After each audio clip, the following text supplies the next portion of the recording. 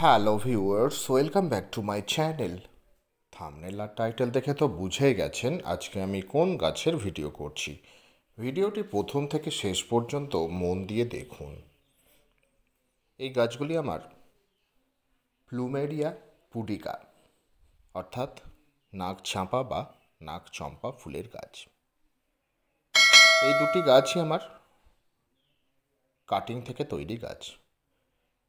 মানে আমি প্রথম যখন একটা অনলাইনে নার্সারি থেকে যে নাগচাঁপার অর্ডার করি, সেই গাছ থেকেই আমি যাবতীয় আমাদের এখানে হনুমানের অত্যাচার হয়, প্রায় মাঝে মাঝে ডাল ভেঙে দেয়, তার সেই কাটিং ডাল থেকে আমি নতুন নতুন চারা তৈরি করে থাকি। তো এই দুটো যেমন আমার নিজের হাতেই তৈরি গাছ। গাছ দুটো খুব ছোট্ট পটে আছে, তাই আমি বড় পটে এদের রিপোর্টিং করব। এর জন্য এখানে কেমন মাটি দরকার, যে 40% মাটি, 40% বালি আর 20% কম্পোস্ট। এর সাথে এক মুঠো নিম খোল, 2 চামচ হাড় গুঁড়ো, 2 চামচ শিংকুচি, 2 চামচ রক্ত সার বা চামড়া সার, 2 চামচ কলার খোসার ডাস্ট, 1 মুঠো সর্ষের গুঁড়ো খোল। আর এর আগে যে ড্রেনেজ সিস্টেমটা খুব ভালো হওয়া প্রয়োজন। এই মাটিটা আমি অনেক দিন আগে 1 মাস আগে তৈরি করে রেখেছিলাম। এটা বৃষ্টির জলও পেয়েছে, তার মাটিটা খুব সুন্দর তৈরি হয়ে গেছে, একটু ভিজে ভিজে আছে।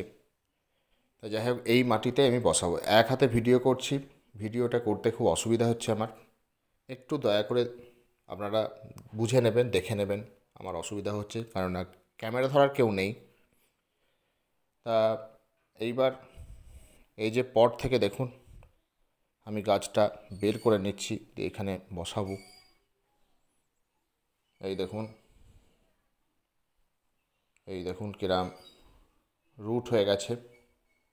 এই দেখুন, এদের একটু বলে রাখি, এদের খুব তাড়াতাড়ি রুটটা মাউন্ট হয়, শিকড় খুব বড় হয়ে যায় আর অনেক লম্বা হয়ে যায়। মাটিতে দিলে এই গাছ প্রচুর প্রচুর লম্বা হয়, তবে আমাদের কেটে ছেটে রাখতে হয়।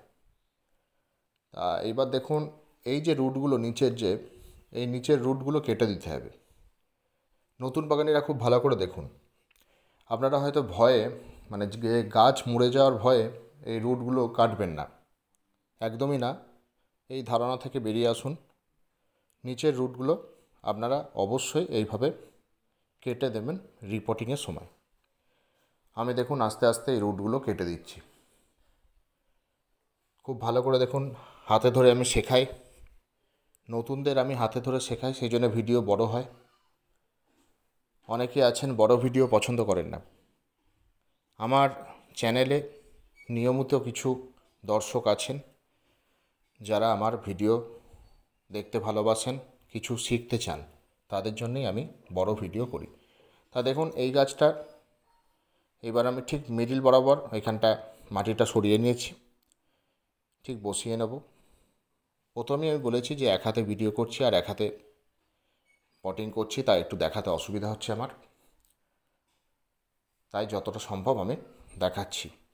ঠিক মাঝ বরাবর এইভাবে, আর বাকি অংশে তৈরি করা মাটি দিয়ে বসিয়ে দিলাম। দেখুন পটিং করা হয়ে গেছে। ওই যে তৈরি মাটিটা দেখুন এইখানে দিয়ে দিচ্ছি। পুরোপুরি কানায় কানায় মাটি বোঝাই করব না, 1.5 থেকে 2 ইঞ্চি গ্যাপ রাখবো, কেন পরবর্তীতে যাতে আমরা খাবার দিতে পারি আর জল দেওয়ার জন্য গ্যাপ রাখতে হয়। তা দেখুন এই লেভেল আমি রেখে দিয়েছি। মাটিটা যতটা দেওয়ার আমি দিয়ে দিচ্ছি, আর চেপে চেপে দেব। যখনই আপনারা গাছ বসাবেন চেপে চেপে মাটিটা দেবেন। ঠিক এই একইভাবে এই গাছটাকে আমি বের করে নেব, এই গাছটাকে আমি বসিয়ে নেব। এই দেখুন এরও রুট বাউন্ড হয়ে গেছে বেশ। এই রুটগুলো আমি কেটে নিচ্ছি একইভাবে একদম যেভাবে ওইভাবে কেটে নিচ্ছি। নতুন বাগানিরা আপনাদেরও এই নাগচাপা গাছ থাকলে এইভাবেই রিপোর্টিং করার সময় নিচের রুটগুলো কেটে দেবেন। খুব ভালো করে দেখুন আমি আস্তে আস্তে এরও নিচের রুটগুলো কেটে দিচ্ছি।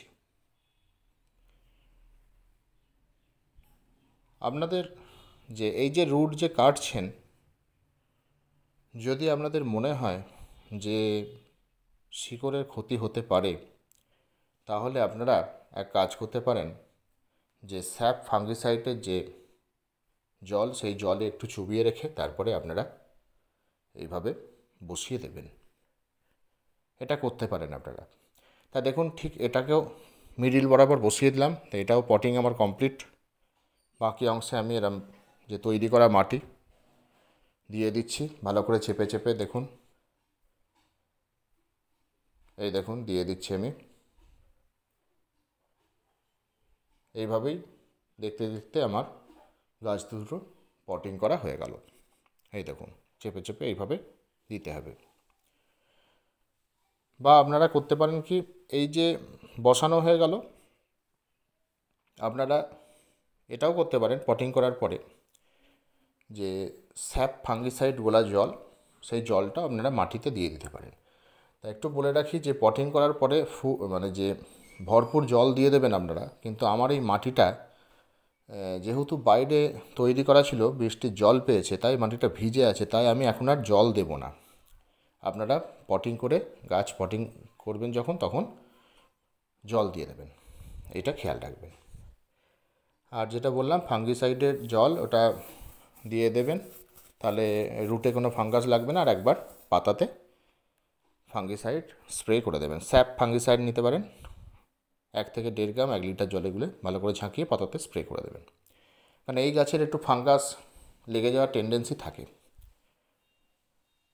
পাতা একটু হলুদ হয়ে যায় ফাঙ্গাসের কারণে। আর অতিরিক্ত জল এরা সহ্য করতে পারে না, তাই সবসময় দেখবেন যে গোড়ায় জল না জমে। মাটিতে জল থাকলে আর জল দেবেন না, এটা বুঝে দেবেন।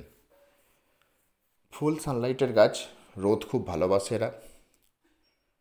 আর এদের কি হয়, দেহে দেখবেন এক ধরনের যে সাদা রঙের দুধের মতো আঠা থাকে, কাটলে দেখবেন সেই আঠা নির্গত হয়।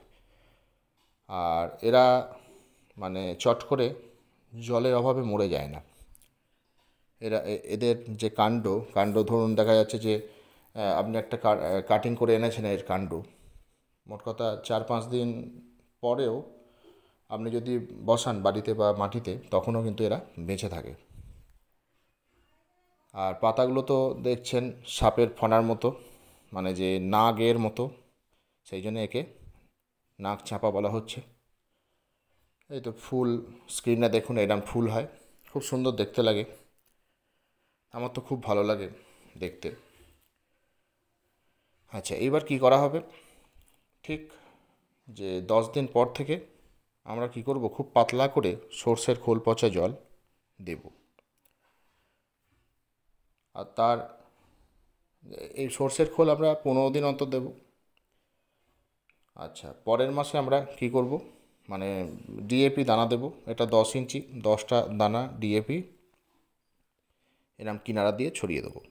প্রথম মাস সর্ষের খোল পচা জল দেব, পরের মাস আর কি ডিএপি দেব।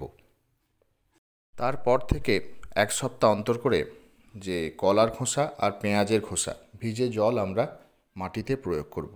কলার খোসা বা পেঁয়াজের খোসাতে গাছ পটাশিয়াম পাবে, গাছের খুব তাড়াতাড়ি কুঁড়ি আসবে এবং কুঁড়িগুলো খুব সুন্দরভাবে ফুটবে, সেই জন্য এগুলো করব।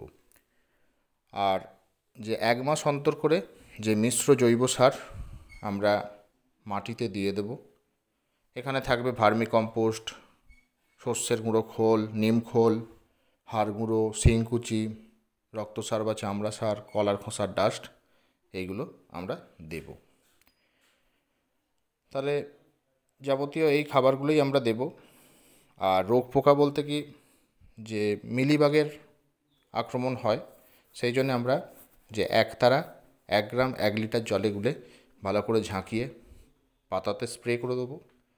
আর ঠিক পরের সপ্তাহে আমরা কনফিডর 1 ml 1 লিটার জলে গুলে ভালো করে ঝাঁকিয়ে পাতাতে স্প্রে করব। দুটো ওষুধই আমরা 15 দিন অন্তর স্প্রে করব। তাহলে দেখবেন গাছে আর মিলিবাগ আক্রমণ হবে না, আপনাদের নাকচাপা গাছ খুব সতেজ ও সুস্থ থাকবে আর প্রচুর প্রচুর ফুল ফুটবে। তা এই ছিল আমার রিপোর্টিং ভিডিও। এরপরে আমি যখন ফুল হবে তখন এর আপডেট নিয়ে আসবো।